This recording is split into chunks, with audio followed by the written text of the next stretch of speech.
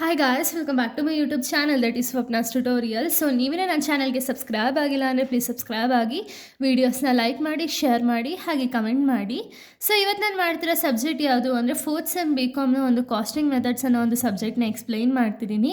ಅದರಲ್ಲಿ ಚಾಪ್ಟರ್ 4 ಬಂದುಬಿಟ್ಟು joint and by product costing ಅಂತ ಹೇಳಿ ಆಲ್ರೆಡಿ ನಾನು ಥಿಯರಿ ಪಾರ್ಟ್ನ ಎಕ್ಸ್ಪ್ಲೈನ್ ಮಾಡಿ ಅಪ್ಲೋಡ್ ಮಾಡಿದ್ದೀನಿ. ಯಾರ್ಯಾರೆಲ್ಲ ಆ ವೀಡಿಯೋಸ್ನ ನೋಡಿಲ್ವೋ ಒಂದ್ಸತಿ ಆ ವೀಡಿಯೋಸ್ನ ನೋಡ್ಕೊಂಡು ಬಂದು ಈ ಒಂದು ವೀಡಿಯೋನ ನೋಡಿ, ಬಿಕಾಸ್ ನಿಮಗೆ ಒಂದು ಕಂಟಿನ್ಯೂಷನ್ ಅನ್ನೋದು ಪ್ರಾಪರಾಗಿ ಸಿಗುತ್ತೆ ಅನ್ನೋ ಒಂದು ರೀಸನಿಂದ. ಓಕೆನಾ? ಸೊ ಈ ಒಂದು ವಿಡಿಯೋದಲ್ಲಿ ನಾನು ಆವ್ರೇಜ್ ಯೂನಿಟ್ ಕಾಸ್ಟ್ ಮೆಥಡ್ನ ಎಕ್ಸ್ಪ್ಲೈನ್ ಮಾಡ್ತಾ ಹೋಗ್ತೀನಿ. ಓಕೆನಾ? ಅಂದರೆ ಇದ್ರ ಬಗ್ಗೆ ಕಂಪ್ಲೀಟ್ ಡೀಟೇಲ್ಸ್ನ ಹೇಳ್ತಾ ಹೋಗ್ತೀನಿ. ಸೊ ಇದರ ರಿಲೇಟೆಡ್ ನಿಮಗೆ ಪ್ರಾಬ್ಲಮ್ಸ್ ಅನ್ನೋದು ಅರೈಸ್ ಆಗುತ್ತೆ. ಇಟ್ ಮೇ ಬಿ 5 ಮಾರ್ಕ್ಸ್ಗಾರು ಕೇಳ್ಬೋದು, ಅಥವಾ 12 ಮಾರ್ಕ್ಸಿಗೆ 6 ಅಂತ ಹೇಳಿ ಡಿವೈಡ್ ಮಾಡ್ತಾರಲ್ಲ ಆ ರೀತಿನೂ ಕೂಡ ಕೇಳ್ಬೋದು. ಓಕೆನಾ? ಸೊ ನೋಡಿ, ಆವ್ರೇಜ್ ಯೂನಿಟ್ ಕಾಸ್ಟ್ ಮೆಥಡ್ ಅಂದರೆ ಏನು, ಫಸ್ಟ್ ಅದನ್ನು ತಿಳ್ಕೊಳ್ಳೋಣ. It is a method applicable when all joint products will have uniform cost per unit. This method cannot be used when the units are not comparable. It means given one in liter or other. ಅಂದರೆ ಏನು? So ಈ ಒಂದು method average cost unit ಅನ್ನೋದು ಯಾವಾಗ applicable ಆಗುತ್ತೆ ಅಂದರೆ, ಯಾವಾಗ ಒಂದು ನಮಗೆ ಕಾಸ್ಟ್ ಕೊಟ್ಟಿರ್ತಾರಲ್ವ, ಟೋಟಲ್ ಪ್ರೋಸೆಸ್ ಕಾಸ್ಟು ಅಥವಾ ಟೋಟಲ್ ಕಾಸ್ಟ್ ಎಷ್ಟಿದೆ ಅಂತ ಹೇಳಿ ಕೊಡ್ತಾರಲ್ಲ, ಅದು ಸೇಮ್ ಇದ್ದರೆ. ಓಕೆನಾ? ಅಂದರೆ ನೋಡಿ, method applicable when all joint products will have uniform cost per unit. ಅಂದರೆ ಏನು, ಎಲ್ಲ ಪ್ರಾಡಕ್ಟ್ಸ್ ಎಷ್ಟೇ ಪ್ರಾಡಕ್ಟ್ಸ್ ಅವ್ರು ಕೊಟ್ಟಿರಲಿ, ಓಕೆನಾ, ಅದಕ್ಕೆಲ್ಲ ಒಂದೇ ಯೂನಿಫಾರ್ಮ್ ಕಾಸ್ಟ್ ಪರ್ ಯೂನಿಟ್ ಇತ್ತು ಅಂದರೆ ಅವಾಗ ಮಾತ್ರ average unit cost method applicable ಆಗುತ್ತೆ. ಓಕೆನಾ? ಇದು ಯಾವಾಗ ಅಪ್ಲಿಕೇಬಲ್ ಆಗಲ್ಲ ಅಂದರೆ, ಒಂದನ್ನು ಲೀಟಲ್ಲಿ ಕೊಟ್ಟು ಇನ್ನೊಂದು ಕಿಲೋಗ್ರಾಮ್ಸಲ್ಲಿ ಕೊಟ್ಟು ಈ ಥರ ಏನಾದರೂ ಡಿಫ್ರೆಂಟಾಗಿ ಕೊಟ್ಟು ಅದರಲ್ಲೂ ಯೂನಿಫಾರ್ಮ್ ಕಾಸ್ಟ್ ಪರ್ ಯೂನಿಟ್ ಇತ್ತು ಅಂದರೆ ಆವಾಗ ಅಪ್ಲಿಕೇಬಲ್ ಆಗಲ್ಲ. ಓಕೆನಾ? ಸೊ ಇದೊಂದೇ ರೂಲ್ಸು. ಸೊ ಇದ್ರ ರಿಲೇಟೆಡ್ ನಿಮಗೆ ಪ್ರಾಬ್ಲಮ್ಸ್ ಇದೆ, ಬನ್ನಿ ಯಾವ ರೀತಿ ಪ್ರಾಬ್ಲಮ್ಸ್ನ ಮಾಡೋದು ಅಂತ ಹೇಳ್ತೀನಿ. ಇದು ಬಂದುಬಿಟ್ಟು ತುಂಬ ಸಿಂಪಲ್ ಆ್ಯಂಡ್ ತುಂಬ ಈಸಿಯೆಸ್ಟ್ ಪ್ರಾಬ್ಲಮ್. ಓಕೆನಾ? ಸೊ ನೋಡಿ, ಪ್ರಾಬ್ಲಮ್ 1ನ ನೋಡೋದಾದರೆ, ಎಕ್ಸ್ ಕಾರ್ಪೊರೇಷನ್ ಪ್ರೊಡ್ಯೂಸ್ 4 ಪ್ರಾಡಕ್ಟ್ಸ್ ಇನ್ ಅ ಮ್ಯಾನುಫ್ಯಾಕ್ಚರಿಂಗ್ ಪ್ರೋಸೆಸ್. ಓಕೆನಾ? ಅಂದರೆ ಏನು, ಎಕ್ಸ್ ಕಾರ್ಪೊರೇಷನ್ ಅವರು 4 ಪ್ರಾಡಕ್ಟ್ಸ್ನ ಪ್ರೊಡ್ಯೂಸ್ ಮಾಡ್ತಾರೆ. ಓಕೆನಾ? ಮ್ಯಾನುಫ್ಯಾಕ್ಚರಿಂಗ್ ಪ್ರಾಡಕ್ಟ್ಸಲ್ಲಿ ಅಂದರೆ ಮ್ಯಾನುಫ್ಯಾಕ್ಚರಿಂಗ್ ಪ್ರೋಸೆಸ್ಸಲ್ಲಿ ಇವರು 4 ಪ್ರಾಡಕ್ಟ್ಸ್ನ ಪ್ರೊಡ್ಯೂಸ್ ಮಾಡ್ತಾರೆ. ಓಕೆನಾ?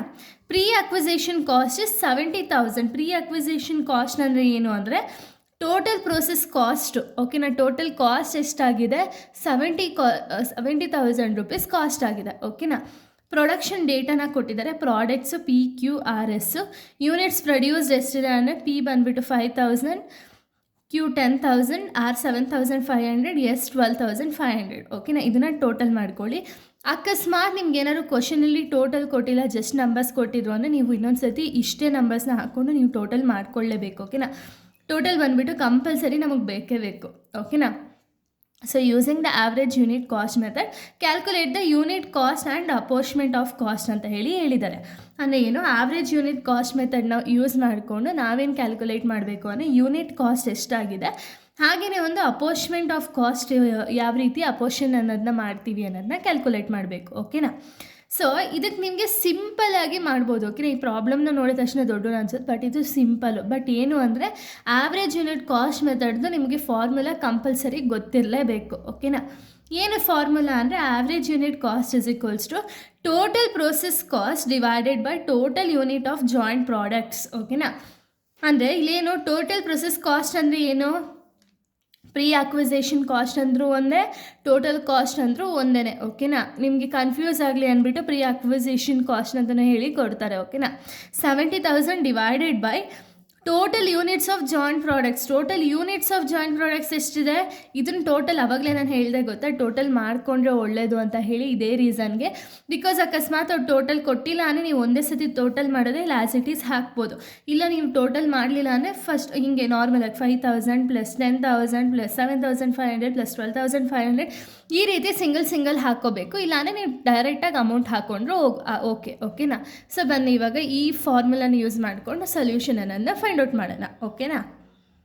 ಸೊ ನೋಡಿ, ಟೋಟಲ್ ಎಷ್ಟಿತ್ತು ಆವಾಗಲೇ, ಟೋಟಲ್ 70,000 ಇಟ್ಟು ಡಿವೈಡೆಡ್ ಬೈ 35,000 ಮಾಡಿದ್ರೆ ಆವ್ರೇಜ್ ಯೂನಿಟ್ ಕಾಸ್ಟ್ ಬಂದುಬಿಟ್ಟು 2 ಪರ್ ಯೂನಿಟ್ ಸಿಗುತ್ತೆ. ಓಕೆನಾ? ಈ 2 ಪರ್ ಯೂನಿಟಿಂದ ನೀವು ಅಪೋರ್ಚ್ಮೆಂಟ್ ಆಫ್ ಕಾಸ್ಟ್ ಅನ್ನೋದನ್ನ ಮಾಡಬೇಕು. ಓಕೆನಾ? ಇದಿಲ್ಲ ಅಂದರೆ ನೀವು ಮಾಡೋದಕ್ಕಾಗಲ್ಲ. ಓಕೆನಾ? ಇದನ್ನು ಯಾವ ರೀತಿ ಮಾಡೋದು ಅಂದರೆ, ನಿಮ್ಗೆ ಎಷ್ಟು ಪ್ರಾಡಕ್ಟ್ಸ್ ಕೊಟ್ಟಿದ್ದಾರೋ ಆ್ಯಸ್ ಇಟ್ ಈಸ್ ಪ್ರಾಡಕ್ಟ್ಸ್ ಬರ್ಕೊಳ್ಳಿ. ಇಲ್ಲಿ ಕೊಟ್ಟಿರೋದೇನು ಕ್ವಶನಲ್ಲಿ PQRS ಅಂತ ಹೇಳಿ ಕೊಟ್ಟಿದ್ದಾರೆ, ಅದನ್ನು ನೀವು ಆ್ಯಸ್ ಇಟ್ ಈಸ್ ಬರೀರಿ. ಓಕೆನಾ?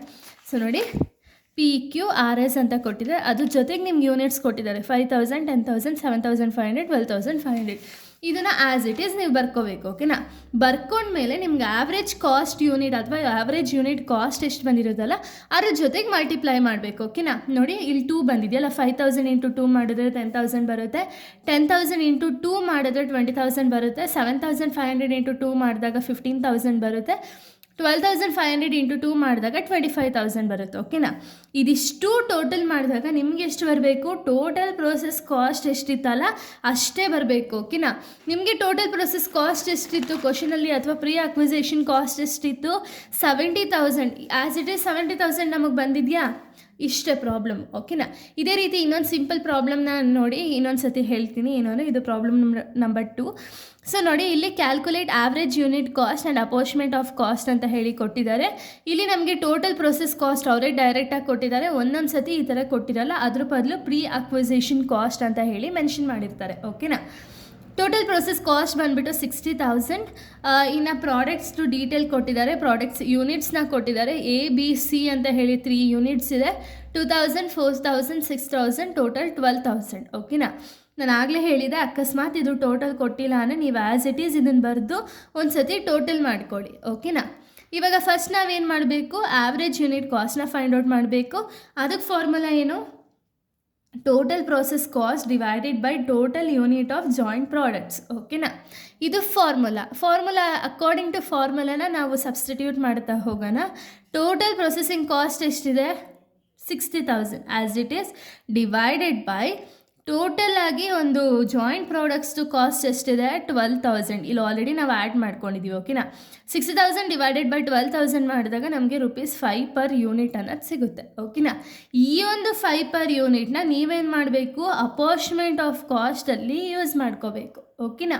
ಯಾವ ರೀತಿ? ಆ್ಯಸ್ ಇಟ್ ಈಸ್ ನಿಮ್ಗೆ ಏನು ಕೊಟ್ಟಿದ್ದಾರೋ ಡೀಟೇಲ್ಸ್ ಇಲ್ಲಿ ಬರ್ಕೊಳ್ಳೋಣ. ABC, A 2,000, B 4,000, C 6,000. As it is ಇಲ್ಲಿ ಬರ್ದಿದ್ದೀನಲ್ಲ, ಇದಕ್ಕೆ ಇಂಟು 5ನ ಮಾಡ್ತಾ ಹೋಗಬೇಕು. ಅಂದರೆ ಸಪ್ರೇಟಾಗೆ ಮಾಡ್ತಾ ಹೋಗಬೇಕು. 2,000 ಇಂಟು 5 ಮಾಡಿದಾಗ 10,000 ಬರುತ್ತೆ, 4,000 ಇಂಟು 5 ಮಾಡಿದಾಗ 20,000 ಬರುತ್ತೆ, 6,000 ಇಂಟು 5 ಮಾಡಿದಾಗ 30,000 ಬರುತ್ತೆ. ಇದು ಟೋಟಲ್ ಆ್ಯಡ್ ಮಾಡಿದಾಗ ನಮಗೆ 60,000 ಏನು ನಮಗೆ ಟೋಟಲ್ ಪ್ರೊಸೆಸ್ ಕಾಸ್ಟ್ ಇತ್ತು ಅಷ್ಟು ಬರುತ್ತೆ. ಓಕೆನಾ? ಸೊ ಇಷ್ಟೇ ಈ ಒಂದು ಪ್ರಾಬ್ಲಮ್ಮು. ಈ ಪ್ರಾಬ್ಲಮ್ನೇ ನಿಮ್ಗೆ ಕೇಳೋದು. ಸೊ ಈಸಿಯಾಗೈತೆ, ಯಾರು ಕೂಡ ಈ ಪ್ರಾಬ್ಲಮ್ನ ಬಿಟ್ಟು ಮಾತ್ರ ಬರೋಕ್ಕೆ ಹೋಗಬೇಡಿ. ಓಕೆನಾ? ಸೊ ಇಲ್ಲಿಗೆ ಒಂದು ವಿಡಿಯೋ ಅನ್ನೋದು ಕಂಪ್ಲೀಟ್ ಆಗುತ್ತೆ. ನೆಕ್ಸ್ಟ್ ವೀಡಿಯೋದಲ್ಲಿ ನಾನು ಬೇರೆ ಒಂದು ವಿಡಿಯೋನ ಎಕ್ಸ್ಪ್ಲೇನ್ ಮಾಡ್ತೀನಿ. So thank you guys, thanks for watching.